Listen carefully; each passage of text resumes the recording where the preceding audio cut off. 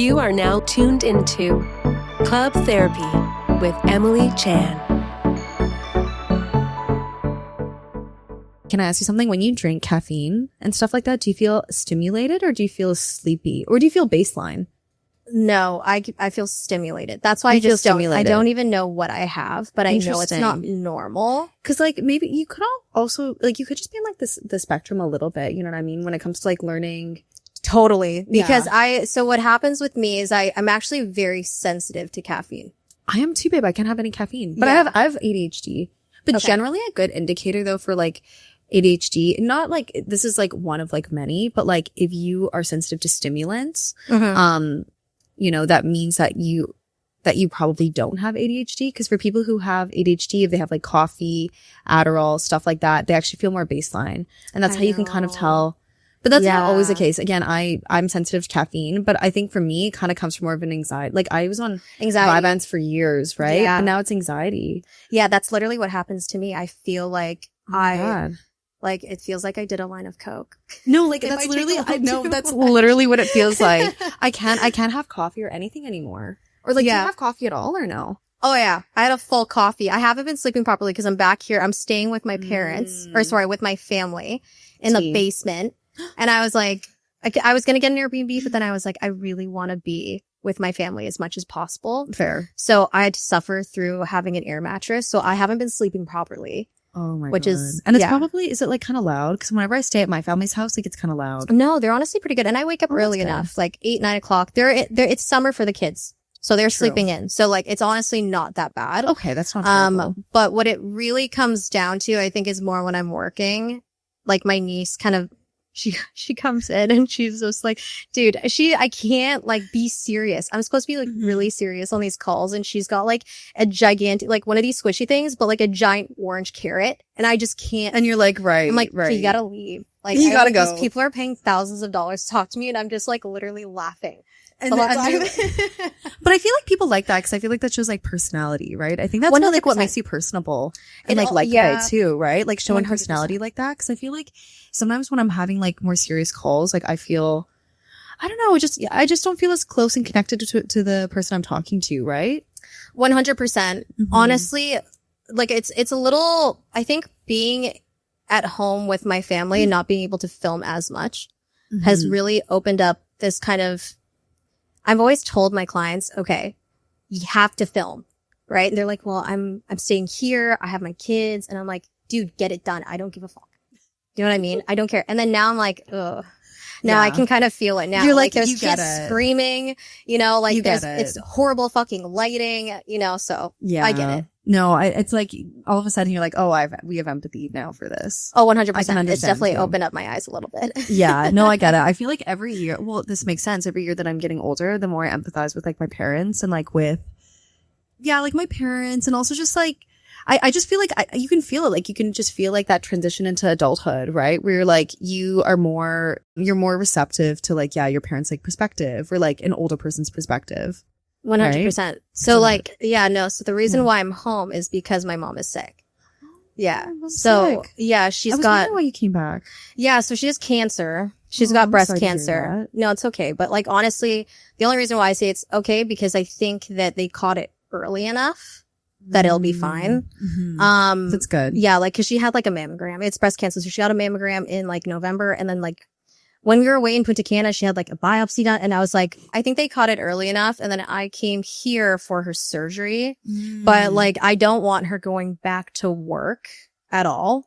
So you're kind of keeping an eye on her, like taking care of her and everything. Yeah. So like, luckily they moved into my sister's home. She's got a beautiful big home in Ajax. So basically like the kids can watch, like they have people there with my parents, which is great. And that's all that matters to me. And like, luckily I'm in a position now where I can just say like, Mom, no, you're not going back to work. Like I'll give you whatever you need. Just focus on healing.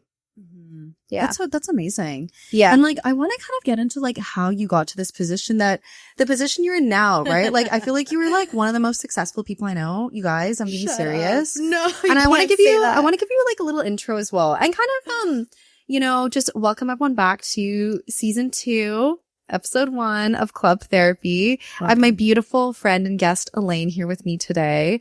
And Elaine, we've known each other for a couple of years now. We started working together at Belfast Love. Oh my God, R.I.P. R.I.P. It's still open, but we don't work there anymore, so it's like not that good. No, you know it's not good anymore, honestly. And it's funny because I feel like at Belfast Love, I feel like we barely work together too. I feel like I didn't see you that often. No, because what actually happened was at the time I was actually working at Walrus, which is like a sister restaurant. Right. So you kind of uncover, I think, right? Yeah, no. So basically I was like, honestly, I want a mix of both because I originally had come from that like clubby bar vibe. Yeah. And Walrus is a completely different vibe. I'm serving like financial guy. It's like on the middle of Bay and Wellington. Your hair's up, makeup's done. Yeah. Well, actually, no. Oh. Like, but you know, like I'm like talking to investment dudes all day. Yeah. Making crazy cocktails that are like 7-8 touches. And I'm like, sometimes I just want a more laid back shift with like a DJ like bumping. So I was like, I went to my bar manager, Chris, and I said, can you please give me like a couple extra shifts either at G&T, Death and Taxes, or Belfast Love. And at the time, Morgan was the bar manager. She's like, yeah, we would love to have you. So I think I did Mondays and like Saturdays or Fridays or something. And I do like a 10 o'clock shift. Because I worked on Saturdays at 10. So I feel like I'd see you at like the late night, Saturday Belfast. Either main bar or the outside bar. No, the side bar. I never really did the outside bar. Yeah. Was it like the pool bar? I can't remember the name of it now. It's been so long. Scotch bar. Scotch bar. There yeah, I you remember go. Scotch bar. Yeah, because like I feel like that's when I'd see you. Yeah. Right? Yeah. And so I don't know if we miss Belfast Love or not. I think I miss a lot of the people there. And actually, I've talked about it in like past episodes, and I honestly really did like, I feel like that was overall like a really positive work experience for me. I feel like overall didn't feel like too much drama. I really liked everyone that worked there. Overall, really liked the management and like the way everything was run. I think I rated Belfast Love a 7 or an 8 out of 10. That's what I gave it. That's why I put on like my scale. What would you give it? Okay, I don't think I can rate it properly because I didn't work there enough. I worked there in the summer and I worked like 1 to 2 shifts. People, amazing, right? Yeah, that's like an 8 or 9. Yeah. What really gave me a bad taste in my mouth was the grabbing of the ass. What do you mean grabbing of the ass? What do you mean my grabbing ass of the got ass? grabbed like fucking twice when I worked there. When I was trying to just go from like the bar to the bathroom, cause like there they didn't really have, they had a staff bathroom, but it was one bathroom for like all the employees. And so you'd either have to go there and wait in line. But if it was really busy and I'm on Scotch Bar and I'm one of 2 bartenders, I'm going to run to the public bathroom. Right. Right. So I would go there and on the way, it's like a crazy dance floor. Right. Yeah. And then you get touched. Like I got touched and I remember I got touched on my ass and then I grabbed the guy's hand before he could pull away. And I looked at him and I was like, you just made a big fucking mistake. And then I grabbed, he should have grabbed the first bouncer I saw and I was like, get out of my ass. And he was just like out. They literally threw him out. Good. I saw. I'm glad. It was very satisfying. Steve approves too. Babe, I'm in hell here because that's my every Saturday here. Like, it's just like, it's something about a crowd. It's something about being a young, beautiful woman in a crowd of, just like young drunk dudes. I'm sorry. Yeah. And I don't even know if it's just young, right? Let's say, let's generalize it. It's not young, dude. It's every color, every age group. Like it doesn't, just because you're older does not mean anything. So yeah. No, anything. They still act like children. Yeah. Like I feel like it's tough. Like the other day, actually, someone grabbed, one of the servers and I'm trying to think. I'm trying to think of exactly what happened. Pretty here, by the way. Like they're so gorgeous. pretty. They're gorgeous. You fit right in. You fit right in. Not to say that's a reason why someone's ass should get grabbed, but I'm just. I feel like it happens more than the average person, though. Like, or it happens more here than the average club. Yeah. Although I don't know. You know what I mean? Like I have nothing to back. There's like no basis to that, but I just feel like it happened every single time I work here. It happens like once, but it happened this one time a couple of weeks ago. One guy grabbed one of the servers' ass. Yeah. And then she caught him doing it. And he was like, oh, I would never do that. He's like, oh, you think you're so hot, right? You think I'd grab, and like, she told me about this, and I literally went up to him and I took him by his neck, or like not by his neck, by his like shirt collar. Yes. And I like pulled him. I was like, get the fuck out of here. I was so mad. Yeah. Cause like, it's one thing to grab ass, right? That's already, no, you're getting kicked out. Yeah. It's another thing to like, then like, not just deny it when people literally saw you do it, you know, but then also to like, to diminish the girl's feelings and be condescending and rude to her, right? And be it's like, fucking gaslighting. It's gaslighting, babe. It's gaslighting. Yeah. So I was just like, oh, I'm gonna kill him. I was I am literally gonna kill him. You don't, like, sometimes it's not even like, don't fuck with me. It's like, don't fuck with anybody that I love. Yes. And like, I like the girls here, like, they're my sisters. Like, they're literally my sisters too. So it just like, to hear something like that happening, you know, to like a sister, like, it's so upsetting. Yeah. So how happy are you that you're not in that anymore? Hey, I'm not gonna lie. Like, that's one of the things I don't miss. So I don't know if anyone saw, I just did like a shift at Mrs. Robinson. I saw that. I did see that. That was crazy. Yeah. It was crazy. Being back. I absolutely loved it. It was really full circle. I've been having weird, like, just synchronicities happening in my life. So basically, Mrs. Robinson, the reason why I went back to bartend there was because I didn't know that the last time I was going to bartend was going to be my last shift. You didn't have closure? No, I didn't have closure for like something that was a huge part of my 20s, like 7, 8-ish years of my life. And I absolutely loved bartending. I still would. If bartending could make me the money that I make now, I would probably go back. Like, you know, even if it was, you know, like maybe just once a week. Once a week, maybe. But like, it's just also my body's tired. Like, I went back and it was great because the guy who's the bar manager there now, his name is Brian. And Brian is a guy who was there at my very first bar shift, like ever. Like, I remember he watched me and he was like, "Are you new?" And I was like, "Yeah." Because of the way that I was boring. And then, so now he's the bar manager there and we've been friends for years. Like, he's helped me get jobs. He's, you know, and so he was there and I was like, how cool would it be to just like end it off with somebody who's like, who I started with. Yeah. And then there's another guy named Mitch who I used to work with before, who like I had the pleasure of working with at, Watson's. And so, you know, it was the perfect bar shift because it was like it was like a dance. And I know like bartenders say that all the time. You have to, it's almost like dancing around people, like, cause there's some people that I've worked with in my bartending career where you like bump into them and it's like not a fun time. Like, they talk about it all the time behind the bar. They have a very strict rule here. Like, unless you're a bartender, you're not going behind the bar. They freak the fuck out if I'm like, hey, can I have a water? No, like I have to wait. You know what I mean? Because you're like, it's literally like, I don't know if they say dance, but it is a dance. That's what it is. Like, you have to be so mindful of someone else's space. Yeah. And on top of that, it's also a bit of a performance, right? You're like entertaining, like 100%. You're entertaining the entire bar. You're keeping people like, you know, not fed, but entertained. Yeah. But it is a flow of service. Like, there's a flow of service. It's like designated sections. I saw them working here the other night. Like, he's covering this half, the other guy's covering the other half.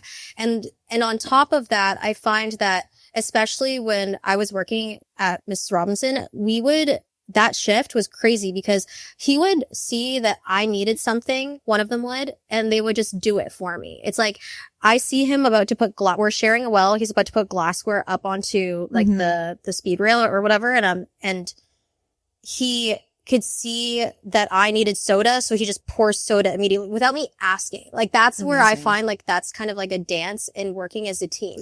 And I don't get that anymore. Like, I'm by myself.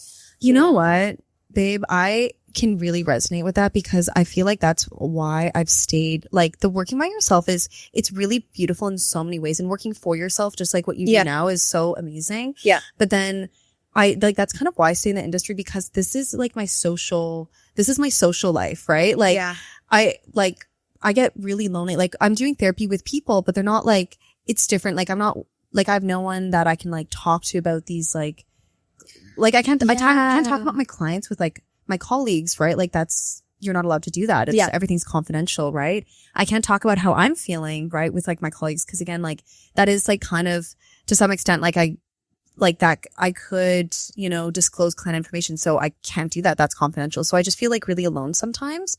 And so that's why I stay here once a week, even though sometimes it kills me. Like, oh my God. Like sometimes I'm like, it's really hard on your body too. Like, so after 3 hours, so I told them, I was like, I don't want the money. I don't want the tips. I'm just here to have a fun time. let me just be here for 3 hours. I don't want to be here all night. Okay. I was like 10 to 1. Cool. After 2 hours, like we were busy. It was like 4 people deep on the bar. Like it was crazy. Wow. And I'm like, my back is starting to hurt. My Because feet it's just hurt. it's not used to like digging Doing into all the ice that. well and doing all that stuff anymore. It's very, very, very like physical, you know? Yeah. Even for me, I'm in heels for 4 hours and like, even my arms get tired. I don't know if you can see those over there. I saw them. I was looking at them when I was here and I was like, glorifiers. they're dope. Heavy. They're sick. They're But like they're heavy? 20 pounds. Yeah, they're like 20 pounds. And I remember one time I was so hungover and I'm carrying one through the crowd and the crowd would just not move. And I'm holding it and it just falls on my head. It just falls on my head. Like it's literally like, they're literally so heavy and you're carrying them above your head. And then you get to the table and then have to like do this like little up and down, like dance. Smile. And I'm like, you guys, this is so heavy. And it's funny too when people cause people have tried to grab them. Yeah. They're really expensive too. So we have to be really careful with them. Yeah. And yeah, people try to grab them and I'm like, and they'll grab it and then they immediately like, they're like, oh my God, that's heavy. Like it's really heavy. Yeah. So it's physical. No, but just being in the industry, it's physically taxing, whether you're bartending or serving or bussing, no matter what it is, you know, even I would say hosting, right? Like maybe it's like a little bit less physically taxing, but you're still on your feet for like 4 or 5 hours walking around. Like, you know what I mean? Like, I hate that. But like, honestly, I get it. Like the comments will be so ruthless. Like not my last episode that I did, but my one before that, I was kind of mentioning that one to you with my friend Julia, who works at Feature. Yeah. Oh, I've never gotten so much hate on videos in my life. Like, and it's just like, I feel like we could have said like, you know, we're like anti-rape, pro-world peace, and someone would be in the comments like, oh, these girls are so opinionated, like blah, blah, blah. Like, yeah. I just feel like we could have said like the most neutral or the most positive thing ever. And I think just because of us doing that podcast together, we were getting like the most horrendous comments. I actually had to filter out comments. Like people were like, pardon? Do you like to like filter out keywords? I just like filtered it so only people who followed me could comment. Cool. Cause like it hit like a few of the videos like hit the algorithm, which is a good thing, but also a bad thing because people are someone will always have something to say. It doesn't matter if I'm like talking about like trying to do something very, very good, like trying to raise money for something. Somebody will always have something to say. You could be giving to charity, prayer, human rights, like, and someone will always, and I say this to my clients all the time because a lot of people will be like, well, I don't like all these negative comments that I'm getting. I'm like, dude, here's what you do with negative comments. You literally leave them be because I've created enough of a community. People will fight for me. It's actually crazy. Plus crazy. Like, it's like you will like genuinely like kill yourself trying to fight everyone in the comments because there's always going to be someone like it could just, it's like endless, you know 100%. I mean? That's what I'm learning. It's very, and also too, like I said, it actually racks up the engagement even more to just let it be because other people will fight for you. And then it doesn't like, then you end up looking like being the bigger person, not just looking like the bigger person. That's true. You know, because other people are fighting the battle for you. I've learned that, or sometimes if it does bother me enough, or I just don't want that kind of negativity on my page, I just delete it. Yeah, if you're like that affected by it, right? Yeah. Because there can be comments that can be like so hateful. You know what I actually did? What? I messaged some of the people that commented, and I was like, that negatively commented? Yeah, I was like cussing them out. And then and then like days after, and it's funny because a lot of them apologized because like they weren't expecting to be called out. I was like, you're disgusting. And I would like call out these negative comments and I was like, hey, like, you know, like there's like you're hurting. I was like, you just ruined my day. Like there's like real people behind these videos. And that's the thing. It's like a lot of people, like the thing is at the end of the day, people are allowed to have opinions about whatever they want. They're allowed to feel however they want. But I think people just, you know, and people say this all the time, but like they forget that there's real people that are reading these comments that 100%. are producing this content that are going to be hurt and affected by, or could be affected by these comments. And it's interesting. I messaged like a few people about it. I actually messaged one guy. I found his girlfriend. We had some mutuals and I was like, your boyfriend's a piece piece of shit. And you know what? She was like apologizing up and down. She was so gracious. And it was funny because I love that. It's so petty. It's so petty. It's so petty. I was in Italy too, and my sisters were like, just relax. You're on vacation, like, girl. no, let me ruin his fucking life. No, and I was like, I'm gonna let his girlfriend, because she makes content too. I found his girlfriend and she's like a content creator. And I was like, and I messaged him. I was like, how would you feel if someone commented this on one of your girlfriend's videos? I can see, 100%. you know, and then his whole demeanor change. Changed. I'm sorry. Is that really loud? So how did you go from like, I kind of wanted to like trace back, like, where you started in the industry to like where you're at now, because you went from, you know, working in the services industry to like working for yourself, which is honestly really amazing and impressive and difficult to do. Not a lot of people are able to do that. Yeah. It's honestly, I think about it all the time. It's, you know, because when they always say this, like, you always move the goalpost. And so I find that I will 90% of the time I'll be like, fuck, I'm not doing enough. But then I have to look back in Toronto when I first got here, and at the night I came to AMPM was the first time I had been back in Toronto in 8 months. Wow. And so I was like looking back, and I was just, every time you look at something, because I was in the city for so long, there's like a memory that comes back. Yeah. And it always reminds me that, holy crap, like I've actually come so far, and it made me appreciate it even more. Even that bartending little stint that I did for that one night. So yeah, how it started really was, sorry, can you repeat the question? Because I'm fucking ADHD. No, babe, and that's okay. That's okay. And that might be a sign, right? Yeah, that might like, be a sign. Where did it go? You know, it's kind of like where you started to like in the service industry to like how you got to where you're at now, you know? Okay, like you can even spark note it, because I'm sure, like, to me it sounds like you have a ton of industry experience, right? Yeah. So pretty much how I started was I was dating this guy. It's always yeah.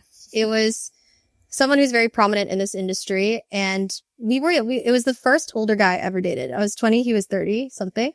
And so basically what happened was, I remember I was raving one night. I was a huge raver when I was 20. And I saw this guy, and he was like asking me for my number. And long story short, after I'd broken up with my boyfriend at the time, after a little while, I was like, you know what? I kept going back to this club. RIP, it's not open anymore on King Street. But I just ended up going out with this guy, and we started dating for like, I don't know, we dated for like maybe a year. And he was a bartender, obviously. And I saw how much money he was making. At the time, I was a makeup artist at Sephora. And I was like, you know what? I want to make more money. Let me try to do what he does. So he like helped me out a little bit. He like reached out to his connections, and he had gotten me into death and taxes before it was even open. But I left before it even opened, because I was like, fuck, I'm going to be a hostess. Like, I don't want to do this, like, climbing up the whole ladder thing.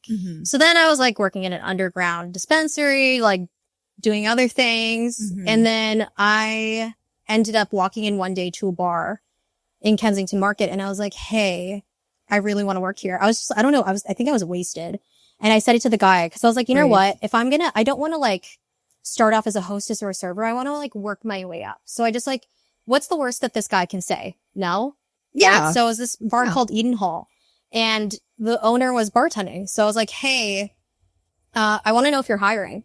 And he hired me on the spot. He was like, come back in like next weekend. And then I ended up actually working there for like, I think over a year, but I also lived on top of the bar.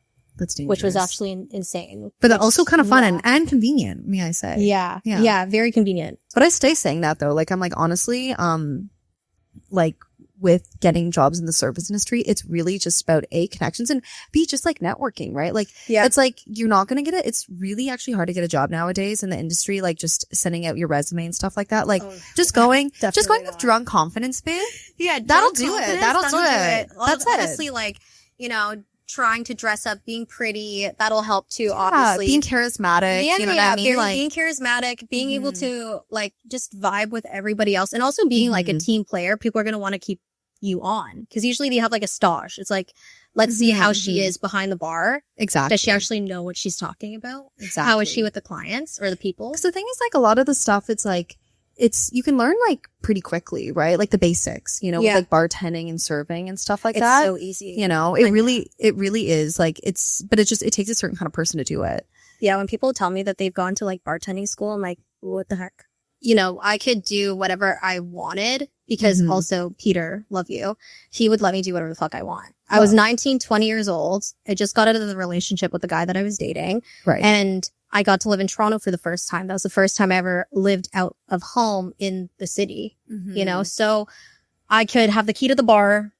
I had an endless booze, like, supply. And it got to the point where, you know, I was starting to dabble more into drugs. And so I would have a dealer there. And like, our trade-off was you can get free drinks in exchange for a bag. So like, that's a pretty good deal. Hey, that's a good deal for you. And also he was like an actual nice guy. Okay. Like besides all that, this guy was actually a nice guy. If there was someone that needed to get kicked out, obviously I'm sure it would hurt his business too. So he would like, because I would sometimes bartend without a bouncer or anyone else with me. Wow. So he would be just kind of like the impromptu bouncer. And then on top of that, I'd get free drugs.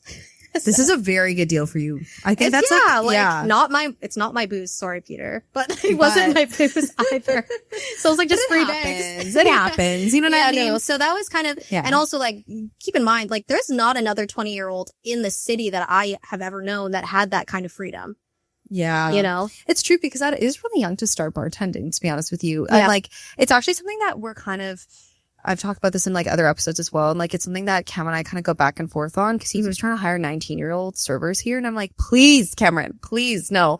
Because the thing is like, I feel like it takes, like, I think you are a very mature person and I could picture you at 20 and I can still picture 20-year-old Elaine. Yeah. But you still strike me as someone that's very mature and responsible. And you must be in order for them to trust you to be the only person behind the bar, right? Oh, for sure. Like he was definitely hesitant to leave me a little bit. He'd text me, make sure that I'm there. But must have trusted you to some extent. Yeah. Right? And dude, the amount of experience that I got, I was running full nights long. Like there was one time he fucking fell asleep upstairs and I was I'm dead. Because he's my roommate, actually, by the way. Oh, I'm dead. And so he basically like fucking fell asleep. He day drank, left me. And it was like a hip hop, like crew night. Crazy night. It was like the people that like we had, because you remember Cold Tea. Yeah. So Cold Tea and us, like at Eden Hall, we had very similar crowds. Yeah. And so like hip hop nights or like house music nights, like sometimes there was one time I found Mark Oliver just, you know, DJing in my fucking basement. I was like, what is going on? Crazy. So it would get really nuts. And one night he left me alone. But you know what? I remember getting so mad at him. But all those nights where it was like really busy and it was just me, I was like doing my own glassware, bartending the bar. There's literally 60 people in there and I'm all by myself. It gave me so much experience to be able to just go through life and understand like, even if you're scared, just fucking do it. It makes you grow up fast, right? Yeah, like it's like that, so like advances you. Like that situation itself gave you probably all the experience you needed to like 100% take on like any other bar, club, or restaurant in the city, 100%. Right? Yeah, just and how you can like, because I didn't have a bouncer sometimes too, so it's like how do I handle myself like moving forward? Like I would work at Walrus and there'd be like drunk guys and they would be like, Elaine, you're not supposed to handle it all by yourself. And I was like, bro, I come from the fucking hood. Okay. Yeah. Kensington Market. I'm handling this by myself. I'm good. But obviously like, they're like, it's just like an insurance thing. Okay. You know? Right. Right. Like, that's true. So you went from there and then you moved to Walrus. Is that the one that was right after? You went to like a few different places. So many places. Like the guy that I told you I dated when I was 20, he got me into Spice Route. So I've done Spice Route. Death and Taxes. And I was like hostessing at both places. And then I also did Eden Hall. Then I moved on to like Belfast Love, Walrus. Frings was in there at 1.2. You've done it all. I've done it all. Like I've worked in pretty much every district of Toronto, pretty much. Yeah, and like these are all like some pretty big spots. Like I know a lot of them aren't like open anymore. Like I don't know about Frings or Spice. Oh, definitely not. Definitely not. Frings was like, I forgot. It's like Marble and then Marble closed. When I first Marble closed. Tea. Yeah, I'm pretty sure it's gone. That's interesting. I need to. I'm out of touch with like the King Street world. All good. But honestly, like these were some of the like prolific kind of spots. Like in Toronto, I remember when I first got here, people would always talk about Frings because it was Drake's restaurant and Spice Fruit was like the spot. Like Spice Fruit was so fun. I went like a few times.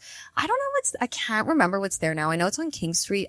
I can like Spice Fruit, literally picture it. It got demoed. It's condos. It's condos. Yeah. But I can picture the location. I can picture like where it is. I went a few times. I remember that was like the spot in 2016, 17. I think they closed in 2018. Yeah. RIP. And then how did you go from that though to like doing what you do now? Okay, so this like, it's crazy because I look back on my way here. I was actually thinking about it, and a lot of people will always ask me that.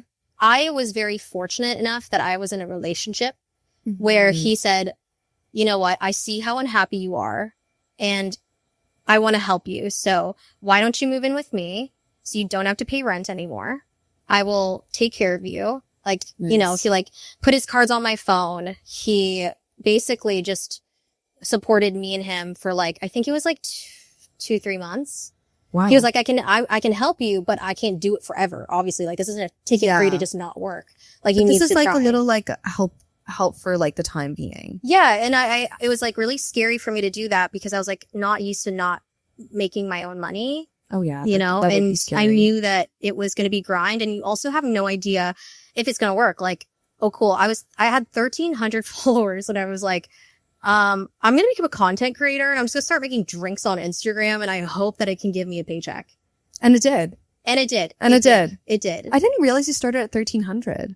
Yeah, 1,300. Like how many years ago was that? June 2024.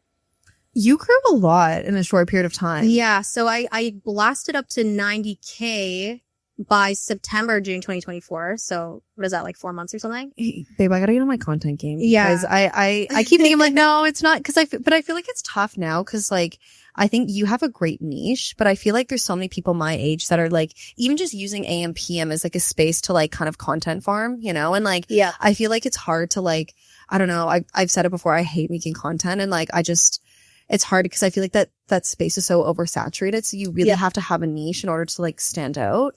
I feel like what do you think? We're an interest media now. Gary Vee says that. It's no longer about, am I really good at something? Because this is how I blew up my account. It had nothing to do with how good I can make a non-alcoholic cocktail. It was that I was very open and honest about my journey and people were interested in that. Like the way you want to think of it is like the show Big Brother. So okay, I need to give them a storyline. Yeah.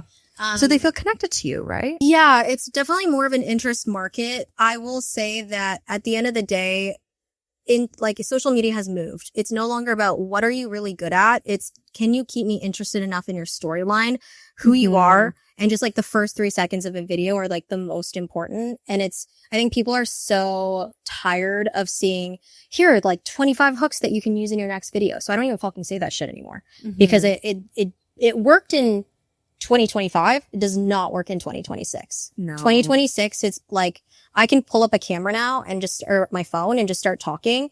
It'll do a lot better than like a very heavily edited with my DJI Osmo Pocket 3. Like it will do a lot better because people are tired of AI. They're tired of like very perfect videos. My clients right now, some of them are making, they run 6, 7, 8-figure businesses. And I'm like, just pull up your phone. Don't do all this other crap. I promise you. And they're getting like someone who had 400 views per video is now getting like 60,000, 70,000.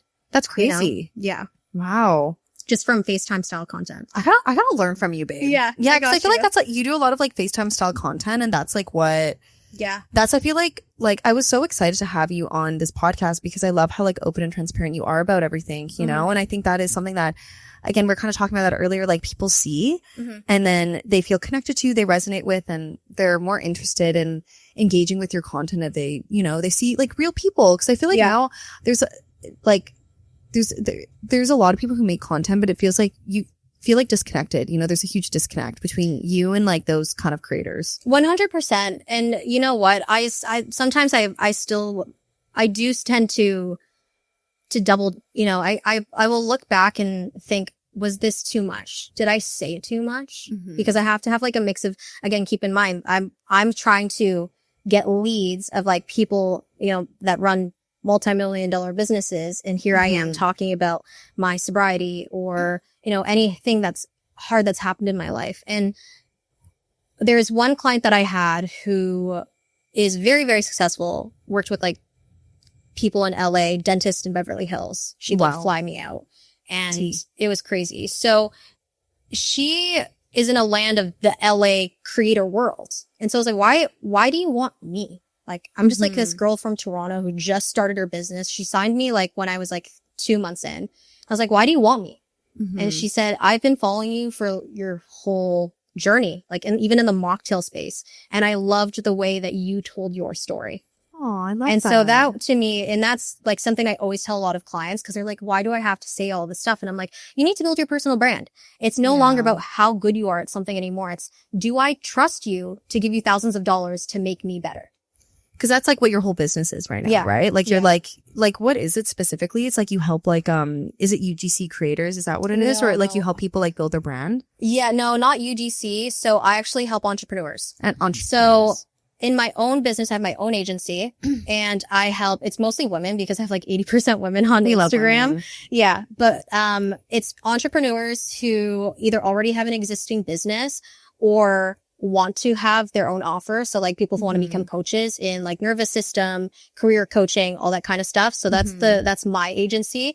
And so what I do is I help them build out their content, create engaging content, tell their story properly while still giving expertise within their niche. On Instagram primarily because that's where the people spend money, not TikTok, because TikTok is just a younger demographic. I think especially for Canada, right? Like I think it's harder to monetize on TikTok, right? Yeah. But all my clients are in the US, which is true. true. I love that because that is good. US you can make money, a lot of US money is always better than Canadian money. It is. So,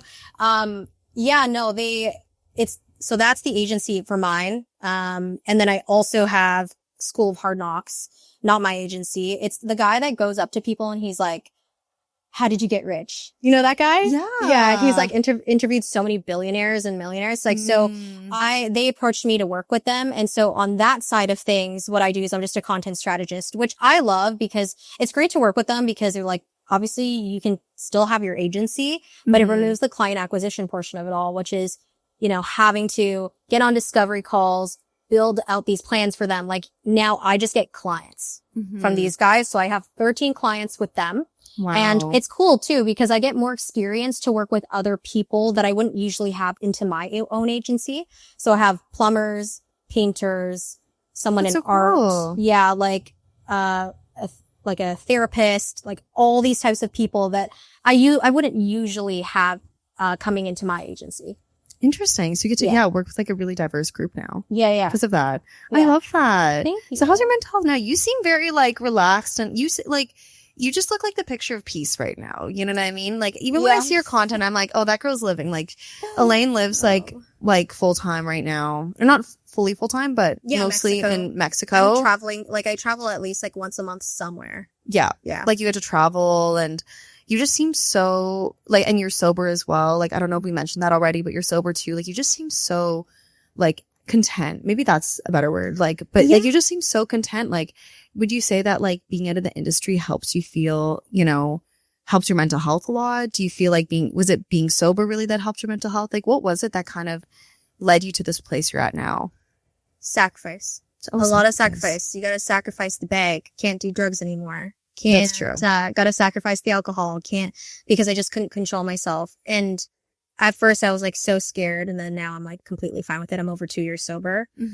Sacrificing the feeling of being lonely ended my relationship. Right. So, but I needed to do that because even though it was really scary and I didn't want to be alone, I was like, you know what, this is going to bring me a lot more peace. So I did that. And then also just, I think now it's also being very close with my family. I think I spent so many years in my 20s of just like not really being the present family member.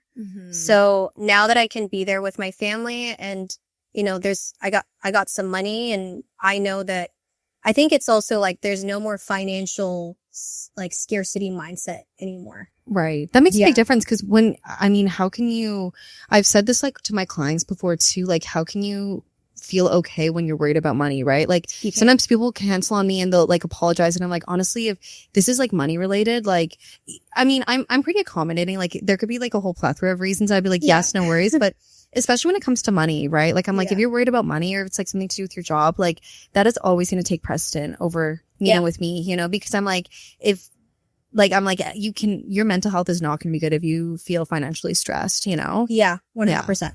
Oh my God. It's okay.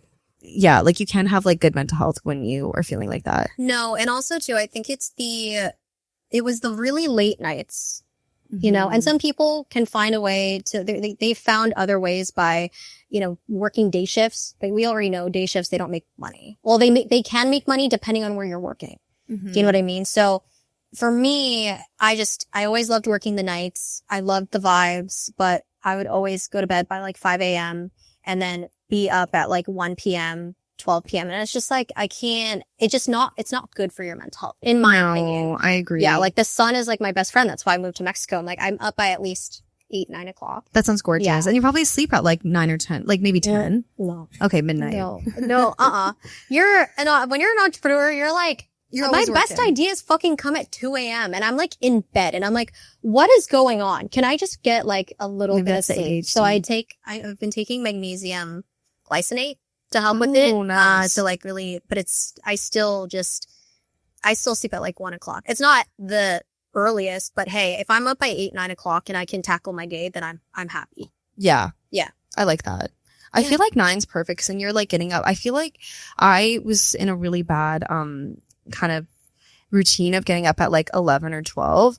And even just like that 3 hours difference of getting up at like 9, even like 10, but like anywhere between like 8 to 10 makes such a huge difference because then you have your day, you have the daylight, you have the sunlight, you know what I mean? Yeah, it's 100%. Like, we're really not programmed to be up at night, you know? We're really, No, you're not supposed to. I think that when you get some stuff accomplished before noon, it feels a lot better. It's almost like the same like concept when you make your bed in the morning. Do you know what I mean? It's like, okay, I feel good. I did things to fill my cup. And so that's why I try to, I can't sleep in past 9 o'clock because I'll go crazy. Good for you. So you're up at 9 this morning. Yes. Wow. Yes, I was up, I'm not gonna lie, I got up at 10 today. But I'm trying to, not bad, but trying to get up earlier and earlier. Yeah. I like get into a really bad habit of going, being on Cam's sleep schedule because he works like, I'm only at AM once a week, but then he's going to sleep at like 4 or 5, right? Yeah. No, like that's 4 fair, days though. a week, which is fair. It makes sense. But like, I try to catch myself and make sure that I'm not going to sleep like that late more than one night in a row. Yeah. You know, because I'm like, if I'm doing that, I'm like, it ruins my whole sleep schedule all week. And it ruins all my plans for the week too, right? Like if I have like plans to meet up with someone at noon, you know what I mean? Like you're waking up at 11, you're like, no, I still like my morning for me. Exactly. Because then I feel like I'm just getting up and going right away and like that doesn't feel good. Or if I want to like get up and like work out, like it's hard because there's classes I guess actually throughout the day, but like it's just hard. Like I just don't feel as motivated. 100%. You know? 100%. Yeah, unfortunately. Yeah. But yeah, okay, so I guess like your mental health you were saying that like the biggest thing is sacrifice. That's the biggest thing that you've changed, right? That's like led to your mental health being so good now. Do you still have days though where your mental health like declines a little bit, or do you still have like PMSA, like 100%. I can't. It's a really tough job, content creating, because I find that you always have to be on. You know what I mean? And there are definitely days where I'm like, I don't want to fucking film myself. Like I feel fat. I just want to fucking pizza and I just want to stay in bed. And I end up doing that. And then the sacrifice is, okay, well, I didn't get as many views this week. And I'm like, I don't give a fuck, honestly. Exactly. But that is the thing that really gets me sometimes is I have to turn off that like comparison game, which I've honestly been very good at. So other than that though, like I do have tough days. And especially when in entrepreneurship, you're like, fuck, like, maybe I lost a client. Doesn't happen much, but it does happen. And it's usually out of my control. It's usually like, okay, they can't keep paying me, or there's something else that's unrelated to you. Yeah. And so I'm like, you know what? Like, I'm not an asshole. I'm not going to just tell you have to stay on with me. So I sometimes have to be like, it's not you, Elaine. It's out of your control. You've done what you can. Because it's so easy to internalize that stuff, take it personally, and then like see that as a reflection of like who you are, right? Unfortunately. Exactly. I feel that. Even sometimes when I lose clients like in therapy, it feels so personal and it's hard not to take it personally. Because the thing is like there always are chances that it could be, and the thing is that's okay too. You know what I mean? Like on the off chance that it is personal, because maybe more so maybe in my field than like yours, that can happen where people just don't align with like my style of that's such a common thing. Or they're not comfortable, or they're like, I don't know. There's something, right? They don't like too office pretty. space. I feel nervous. You know what I mean? Maybe it's that. I hope it's that. I'm okay with that one. No, I'm sure it fucking happens. Like it can't, like even me, now that I work with males, I'm like, sometimes I'm working and I can tell they're flirting with me and I'm like, bro, I know. Bro, like we're here to do a job. Okay? We're here to work. We're here to work. I know I'm not the baddest looking person, you know? No, you're gorgeous. Thank you. You're gorgeous. Like, but they get to, they get to flirt. And I'm like, you know what? If that's what you're paying, let's leave that out. Let's leave that out. I'm like, just don't do that. Me, please. I haven't encountered that yet with therapy, but I have like that's like, I'm always like, what do I do if that does happen? Like, I'm like, you just gotta keep it profesh. Yeah. Like, I'll take the compliment. If they give me a compliment, I will take it and I'll be like, oh yeah, thank you. But then I'm like, okay, let's go into here. So like how I talk here. Yeah. How I talk here is definitely, I talk a lot different when I'm talking to a client. Of course. Of course. Yeah. Like, it's like we're friends, like, and we're also like two girlies, you know what I mean? When I'm talking to clients, it's like, okay, you're investing in me to do this job and we can't be like talking willy-nilly all the time. And I catch that even with the girls sometimes. And I'm like, okay, no, like we need to zero in. So I actually taken my meetings, they used to be an hour. Now they're half. Because I find you're like, let's just like get as much done as we can. People are so, they're so protective of their time. Because I find like in the hour call anyway, like we're just talking about random crap that doesn't pertain to like the partnership that we have. Absolutely. So then we narrow it down to half an hour and then I can take on more clients. So smart. Yeah. I'm learning a lot in this, that's smart.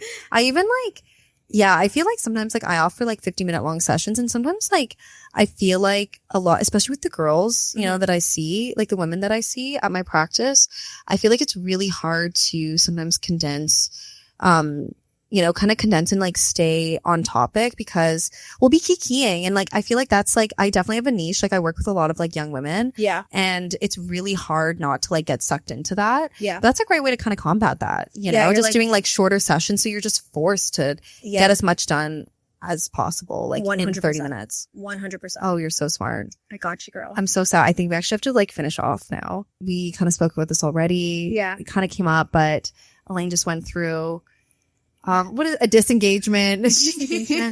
I know. I was like, her engagement broke off, or like you broke off your engagement like a couple of was it like a few months ago? So it was in January, end of January. So I'll be honest here because I've been very hesitant of what to say on my social media because of the fact that it's still a business. But I can't talk for myself, but just based off of what I see on social media, he's been very open about talking about us. Oh yeah, I've seen that. Yeah. And so I was like, I've never had a platform to really talk about it. And I was like, you know what? And she asked me, she's like, can I ask? And I was like, you know what? Fuck it. I'll talk about it. So how it happened really was a couple things. Why it happened was a couple things. He's 18 years older than me. So that was like a whole fucking thing. That's I'm one 20. Thing. I was 27 when I met him. I'm 29 now. 27. He was 45. Okay. So that was like a huge thing. We were both in the service industry. He was 6 months sober when him and I started dating. I was 2 months sober. Okay. And so to keep it short, it's pretty much a couple things. One of them was, and this is a side of his story that he needs to tell. Like, I don't want to tell it. But when you have two addicts together and one slips, the other one slips too. Okay, so Cam's mentioned this to me before, and he was like, he said this, and I have heard this, right? Yeah. And it does make sense, right? Like, it's such a slippery slope because there's two people that really want to, it's just real. It's a lot easier to like slip and slip up. And so like that, it's not a secret. Like everyone could see it. Like that happened in Toronto. And that was the first and only slip up I ever had. And it was because I was upset that there was another slip up happening. Right. So after that, I kind of made it a boundary where I was like, if this ever, it happened a couple times. I had only relapsed once, but it happened a couple times. And I said, you know what? If this happens again, I got to go, and this cannot happen. And so months and months went by and we got engaged and everything was good. And then we were kind of already not going through like the best time when we moved to Mexico. Like right before Mexico, we actually had split up, but we lived in the same house. So for like a month, because we just weren't getting along. And it was also too, like, I think it was a lot of the age part and the fact that when we first started dating, I was a completely different person. I didn't even have my own job, like my own company yet. I was honestly just thinking of doing content creating so I could make a fair amount of money, nothing crazy, but that, we could have a kid and I could work from home and bring in a little bit of dough. That was it. And then as soon as like it just snowballed. I got all the success, and then I was like, holy crap, I don't want what I thought I wanted anymore. I don't want kids. I don't want to get married yet. Like, I'm 29. I have time to have a kid. And he was 45 and he really wanted a kid. And that's kind of like his, like, not his last chance, because I know it's like a bit different for guys. But he's however, it's like, older. do you want to be like, yeah, like 50 years old with a 5-year-old? Exactly. Yeah. And so that's kind of where he was like pushing, like, you know, and I said, I don't think I want to anymore. He's like, okay, if I can just be the cool uncle, that's totally fine. Like, we don't have to have a kid. But I think also too, once I like, my world started opening up with all of this like stuff happening, I was able to now afford to like go travel here, go travel there. And he's like almost 50. He didn't want to be traveling all the time, you know? So that was another thing. And then when Mexico happened, you know, something happened in Mexico where my boundary was crossed. And so I was like, you know what? I have to choose. Like, do I continue and just like let this happen? Or do I decide to leave? And at the time I already had my own place. So I was like kind of cool with it. So I was like, you know what? This just looks to me like I need to set a boundary, and I can be there for you, but I can't be with you. Yeah. And so that's kind of pretty much what happened. It was a number of things. Like, the boundary was crossed, and then I was also realizing like the age does actually fucking matter. I know. I feel like people say it doesn't. Yeah. But I even feel it with like, I have a 7-year age gap, you know, so I can't even imagine like an 18-year age gap. Like, there's just so many different beliefs, because it's different generations have like different beliefs, and like there's different, but they're not even just that. Like, it's just like you're in different stages of your life, whether, you know, it's very rare that you're going to find two people who have such a big age gap that are in the exact same stage of their life, you know? Exactly. Because age is not just like a number. I think like there should be a cutoff. After that relationship, I was like, okay, you no can more be older men. years older than me, but anything after 10, we're kind of, that's a no. That's a no for me, dog. That's a no. But yeah. What do you think, Steve? You agree? I have a 5-year, so I'm kind of like... That's okay. 5 is totally fine. Like, 5's good. You watch the same cartoon shows that I watched when I was a kid? It's like, Oh my God. I know Cam will like, Cam and I, like, we have just enough overlap. There's a few things he'll talk about that I don't know. And like, there's certain things like I don't, like, there's a few things we don't have in common, but like overall we have like pretty similar overlap, which is nice, you know? Yeah. Yeah. But it's always weird when you like see a kid nowadays and like they don't know, they're like, what's Paramore? What's, you know what I mean? And I'm like, this is my favorite fucking band. I know. So good. So good. Oh my God. And like a lot of these kids nowadays haven't had like emo phases. And I'm like, I feel like that was like such a staple for everyone. Cause we're around you're 29. Yeah. Like I have I'm a 27. I have a 13-year-old niece. I just took her to Aritzia. She was like, I love me so much. Can you buy me stuff? And I was like, okay. At 13. I'm like, yeah, she's like TNA socks and like a shirt with a teddy bear on it that was $50. And I was like, where is the emo phase? Where's like the emo phase? I had like the sleeves, like, you know, like the striped arm warmers and the like warmers. You had to double down. I had red hair. Yes. I had the black nail polish. I had the black nail polish. All black. I was wearing all black, you know? I know. I feel like it's different. But you know what? I think that's really amazing that you were able to set, like, I think a lot of people are able to set boundaries, but they have a really hard time sticking to them. And that's very impressive that you were able to set those boundaries and stick to them. Like, that's amazing. Yeah. I'm not going to lie to you. It's not fucking easy, because I think at the end of the day, they may feel abandoned. Yeah. And you can see it on social media, but I set a boundary for myself because I don't think it's healthy to keep things in your life that don't serve you anymore. Exactly. Life's genuinely too short, you guys. And thanks for bearing with me for my first episode. You know, the video is going to be a little choppy. We're going to make it work. You know, we're testing the waters with the new venue for this season. Let me know what you guys think in the comments. I'm curious. But yeah, I just wanted to thank you so much for your time today, Elaine. If you guys want to learn more about Elaine, you can follow her on Instagram, at Elaine Empalmado. Empalmado. It's hard. It's a beautiful name. I'm also going to put it in the, caption as well. Mm-hmm. And so you guys can find her there too. And if you want to, you know, follow me on Instagram, you can follow me at Club Therapy Pod. Yeah. Thanks for watching, guys. We'll see you soon. Thank you. Bye. Bye.